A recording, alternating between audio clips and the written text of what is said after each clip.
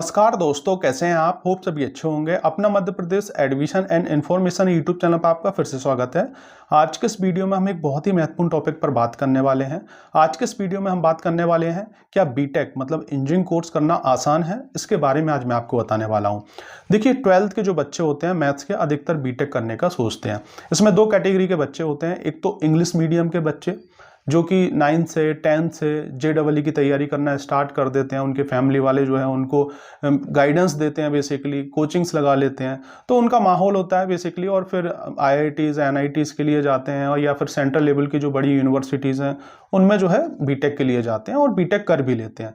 बाकी दूसरी कैटेगरी के बच्चे होते हैं, जैसे कि इंडिया के अंदर जो अलग अलग स्टेट हैं, जैसे कि महाराष्ट्र MP की अगर हम बात करें, तो यहाँ पे हिंदी मीडियम के स्टूडेंट्स भी आपको देखने को मिल जाएंगे, जिनको इतनी फैसिलिटीज़ नहीं मिली होती है या इंग्लिश उतनी अच्छी नहीं होती है, लेकिन उनके अंदर एक जुनून होता है कि हम बीटेक करें, एक अच्छी जॉब लें, अपनी फैमिली के लिए कुछ कर सकें।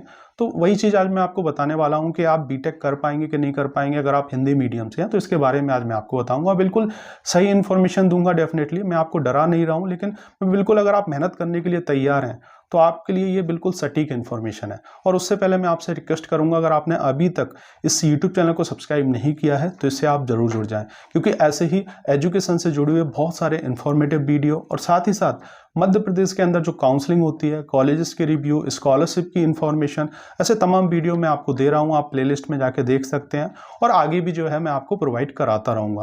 ये सब चीज़ें मैं आपको इसलिए प्रोवाइड करा पा रहा हूँ क्योंकि मैं खुद टीचर हूँ, 12 साल से टीचिंग कर रहा हूँ। और 9179176554 ये मेरा पर्सनल कॉन्टैक्ट नंबर है। अगर आपकी कुछ भी क्वेरी होती है आप मुझे व्हाट्सएप पर मैसेज कर दीजिएगा, मैं आपको रिप्लाई ज़रूर करूँगा। तो जैसे कि बीटेक, देखिए 12th के बाद दो तरीके के कोर्सेस आप कर सकते हैं, एक तो टेक्निकल कोर्स और दूसरा नॉन टेक्निकल कोर्स। तो जो टेक्निकल कोर्स होते हैं ये प्रैक्टिकल इनमें ज़्यादा होता है, जिसमें बीटेक हो गया, B.Pharm हो गया, है ना, ये सभी कोर्सेस आ जाते हैं। जो बीटेक कोर्स है ये 4 साल का कोर्स है, और बेसिकली इसमें जो है फीस भी ज़्यादा होती है।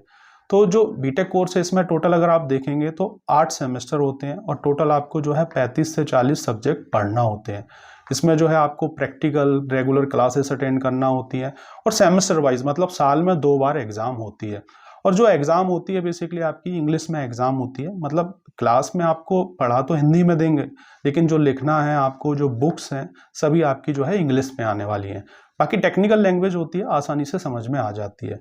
तो जो हिंदी मीडियम वाले बच्चे होते हैं उनको स्टार्टिंग में दिक्कत जाती है। देखिए, लेकिन स्टार्टिंग में अगर आप देखेंगे बीटेक की अगर हम बात करें या जो भी टेक्निकल कोर्स हैं, उसमें जो पहला साल होता है वो कॉमन होता है, और जो सब्जेक्ट आप जैसे 12th में पढ़ के आते हैं वही ऑलमोस्टली सब्जेक्ट होते हैं, और कुछ सिंपल से सब्जेक्ट ऐड किए जाते हैं ताकि उसको आप कवर अप कर पाओ।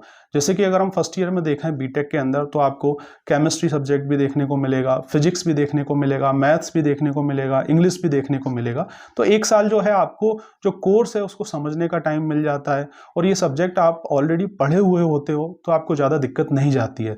सेकेंड ईयर जो होता है, सेकेंड ईयर से जो है आपको ब्रांच वाइज आपके सब्जेक्ट पढ़ाए जाते हैं। जैसे कि बीटेक के अंदर अलग अलग ब्रांच होती है। बहुत से बच्चे कंप्यूटर साइंस इंजीनियरिंग में बीटेक करते हैं, उसमें आपको प्रोग्रामिंग, कोडिंग, ये तमाम चीज़ें आपको पढ़ाई जाती हैं। IT ब्रांच होती है। मैकेनिकल इंजीनियरिंग की अगर हम बात करें तो मैकेनिकल के सब्जेक्ट्स होते हैं। इसके अलावा सिविल इंजीनियरिंग के सब्जेक्ट होते हैं। EC ब्रांच होती है।